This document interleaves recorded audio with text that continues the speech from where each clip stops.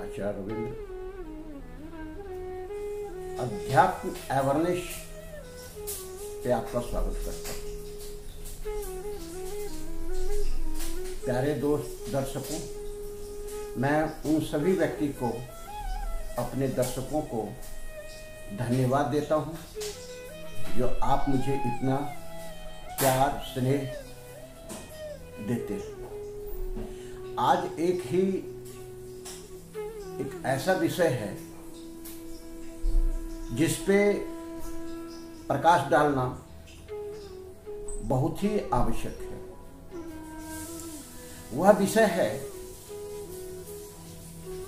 Science of money, अध्यात्म के परिप्रेक्ष्य में, अर्थात अध्यात्म विज्ञान में जो पैसा है उसे हम कैसे प्राप्त कर सकते हैं, उसे कई गुना कैसे बढ़ा सकते हैं, उसे कैसे अपने जीवन में प्रचुरता ला सकते हैं। जो आप चाहते हैं वही हो, और उसमें जो मुख्य भूमिका निभाता है वो अर्थ है। अर्थ जीवन में बिना प्रभाव डाले रह नहीं सकता। अर्थात जो भी हम कार्य करते हैं या जीवन में जो एक कदम बढ़ते हैं, बिना अर्थ की व्यवस्था का ये संभव नहीं है। अब इसे हम आध्यात्मिक दृष्टि से, अध्यात्म विज्ञान में कैसे समझ सकते हैं और कैसे उसको जीवन में उतार सकते हैं, कैसे प्रचुरता ला सकते हैं, कैसे अपार मात्रा में धन प्राप्त कर सकते हैं, इसकी क्या टेक्निक है। जिसके पास है वह भी लगातार अपने जो ये धन संपदा है उसे कैसे बढ़ा सकता है, और जिसके पास नहीं है वह कैसे इसे अपने जीवन में प्रचुरता के रूप में ला सकता है। इसी विज्ञान पर आज हम बात करने जा रहे हैं। दोस्तों, अध्यात्म सृष्टि का आधार है। जब से सृष्टि का प्रारंभ हुआ है, अर्थात सृष्टिकर्ता जो सृष्टि करने वाले हैं वो ब्रह्मा है, संचालन करने वाले हैं वो विष्णु है, और संहार करने वाले वो महादेव है। तो इन तीनों तथ्य को जीवन में समझना आवश्यक है। अभी अब बहुत ही एक छोटी सी बात है जो समझ लें कि बिना ही जीवन में अर्थ का, पैसे का, धन का, संपदा का आप जीवन में कुछ नहीं कर सकते। तो वह जीवन में हम कैसे ला सकते हैं, इसका क्या विज्ञान है, इसी चीज को अध्यात्म में समझते हैं। अब थोड़ी सी बात समझें कि जब यह कार्यभार भगवान विष्णु को दिया गया कि संसार का संचालन आप करें, सृष्टिकर्ता महादेव ने, सृष्टिकर्ता ब्रह्मा ने जब सृष्टि किया, उस सृष्टि के निर्माण में सबसे बुद्धिजीवी प्राणी का निर्माण जो किया वह मनुष्य है। तो मनुष्य कई प्रकार से अपने जीवन में सभी चीज को प्राप्त करता रहा है और करता आया है। यह एक ऐसा प्राणी है जो किसी भी परिस्थिति में अपने को सरवाइव कर लेता है और जो चाहता है वो प्राप्त कर लेता है। तो दोस्तों, सबसे महत्वपूर्ण विषय है कि जब यह सृष्टि के बाद संचालन की प्रक्रिया में आती है, अर्थात भगवान विष्णु के हाथ में ये प्रक्रिया जब आती है, ये संचालन जो आता है, तो वो कैसे संचालित करे, उसका विस्तार कैसे करे, उसकी व्यापकता कैसे करे, उसका डेवलपमेंट कैसे करे, इसके लिए धन की आवश्यकता हुई, अर्थ की आवश्यकता हुई। इसीलिए महालक्ष्मी को उनके पत्नी के रूप में दिया गया। अर्थात संचालन की प्रक्रिया पूरी निर्भर करती है अर्थव्यवस्था पर, लक्ष्मी पर।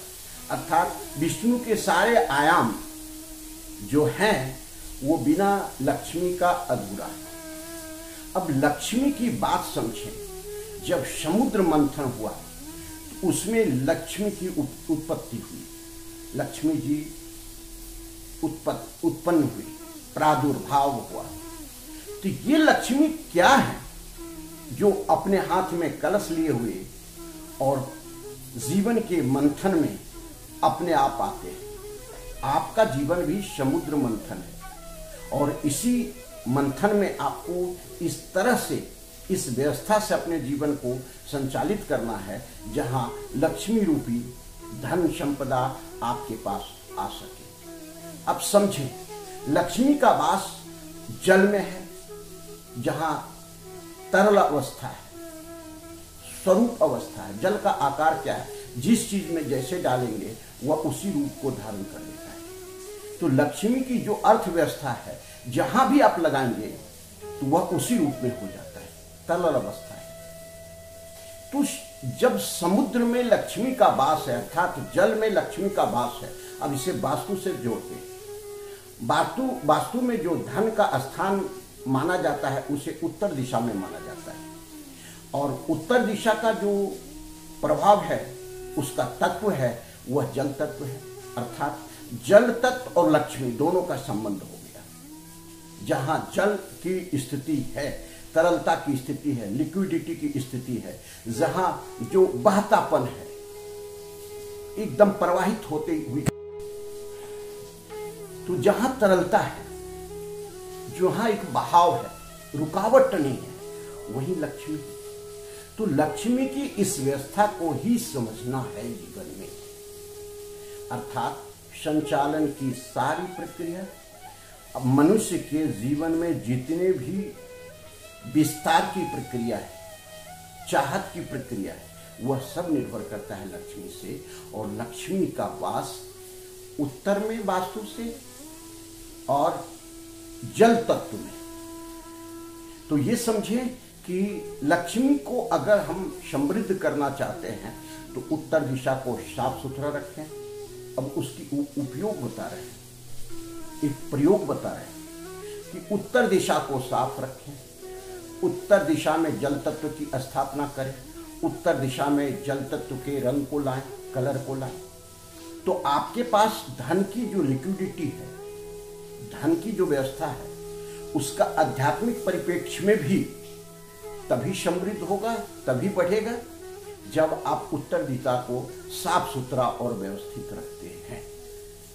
उसका एक छोटा सा उपाय भी आप समझ लें, जिसको महा उपाय करते हैं। कोई भी कांच की बोतल में पानी भर करके उसमें मनी प्लांट लगा दें और उसे उत्तर दिशा में स्थापित कर दें, तो वह आपको संपदा प्रदान करेगा। कुबेर की स्थापना लक्ष्मी दिशा में कर दें, महालक्ष्मी की स्थापना लक्ष्मी दिशा में कर दें। और सबसे खास बात कि जो भी आपके पास धन संपदा है, अगर उसे आप उत्तर दिशा में रखते हैं तो वह बहुत कई गुना वृद्धि होगी, उसमें वह कई गुना बढ़ जाएगा। इस चीज को समझें। अब इसे हम ज्योतिष के परिप्रेक्ष्य में देखें। लक्ष्मी जो है, सुख जो है, संपदा जो है, धन जो है, वह उसका स्वामी शुक्र है। अर्थात शुक्र जो आपके जीवन में समृद्धि देने वाला है, सफलता देने वाला है, अपार धन संपदा देना है, आपके जीवन में खुशहाली देने वाला है, आपके जीवन में सौंदर्य देने वाला है, वह शुक्र है। शुक्र पे पहले भी मैं एक वीडियो बना चुका हूं कि कैसे धन संपदा को बढ़ाएं, शुक्र को मजबूत करके।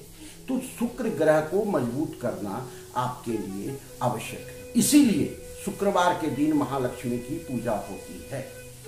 शुक्रवार के दिन ही महालक्ष्मी को प्रसन्न किया जाता है। शुक्र इससे संबंधित है, इसको साइंटिफिक परिवेश में समझें। परिप्रेक्ष्य इसका यही है। एक छोटी सी बात है कि शुक्र अर्थात आपके अंदर जो शुक्र की स्थिति है, उसे जैसे भी हम मजबूत करेंगे तो लक्ष्मी अपने आप आगमन होने लगेगा। अब सीधी सी बात फिर हम आ जाते हैं कि ये है क्या।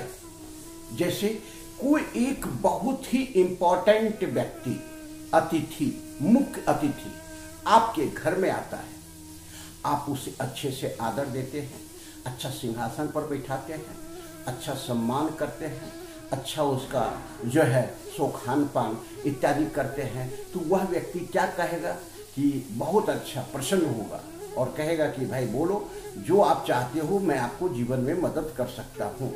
अर्थात शुक्र को व्यवस्थित करना है, लक्ष्मी को व्यवस्थित करना है, लक्ष्मी को आदर देना है।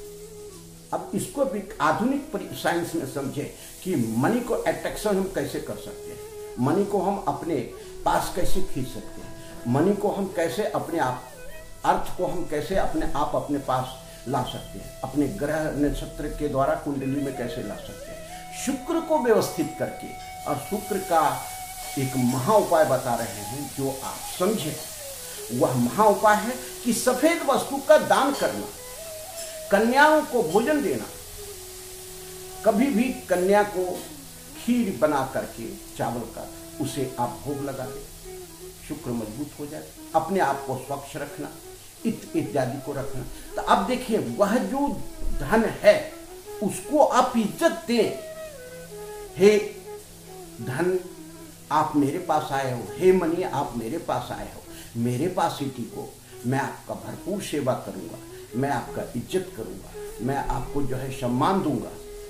अर्थात उत्तर दिशा में जो धन संपदा है, जो आपकी मनी है, उसे साफ सुथरा व्यवस्थित करके रखे, उसको अच्छा चंदन, इत्र इत्यादि से सुगंधित करें, और रात में सोने वक्त भी और सुबह पूजन वक्त में भी, ये दोनों टाइम आप करें। तो मनी तो क्या है, उसका एक ऐसा खिंचाव आपके पास होगा जो आप कल्पना नहीं कर सकते। एक सीधी सी बात समझे कि हमारे महागुरु आदि शंकराचार्य ने यही एमपी में ओंकारेश्वर पर स्थान पर जब आर्थिक संकट आ गया, राजा महाराजा के पास भी धन की कमी होने लगी और उन्हें अपने संचालन में, विद्या के संचालन, व्यवस्था के संचालन में कमी होने लगी, तो उन्होंने कनक धारा स्रोत का आवाहन किया और वह कनक धारा स्रोत के द्वारा स्वर्ण वर्षा होने लगी, सोने की बरसात होने लगी। यह शास्त्र प्रमाणित है, मैं अपने तरफ से कुछ भी नहीं कर रहा हूं। तो समझें कि जैसे ही धर्म का आवाहन करेंगे, उसे अतिथि, मुख्य अतिथि के रूप में सम्मान देंगे, इज्जत देंगे, प्रतिष्ठा देंगे, उसको आदर देंगे, स्थान देंगे, सिंहासन देंगे, तो वह जीवन में, इसका यही विज्ञान है कि जितना आप चाहोगे उतना आपको प्राप्त होगा। दूसरी बात है, तो शुक्र को खुश करने के लिए, उसको हम अपने जीवन में लाने के लिए, उसे क्या करना है कि 10 से 20% दूसरी की भलाई में लगाए। शुक्र यही कहते हैं कि जो तुम्हारे पास है, कुछ दोगे तो पाओ। अगर तुम कंजूसी कर गए तो वो जीवन में तुमको, तुम्हारे पास ही लक्ष्मी चली जाएगी। इज्जत देना और फिर इज्जत के साथ उनका सदुपयोग करना। अब फिर समझें कि यूनिवर्स में आपको एक डिजायर को प्रत्येक दिन छोड़ना है कि हे परमात्मा, मेरे पास प्रचुर मात्रा में धन है जिसका मैं सदुपयोग कर रहा हूं, दुरुपयोग नहीं कर रहा हूं।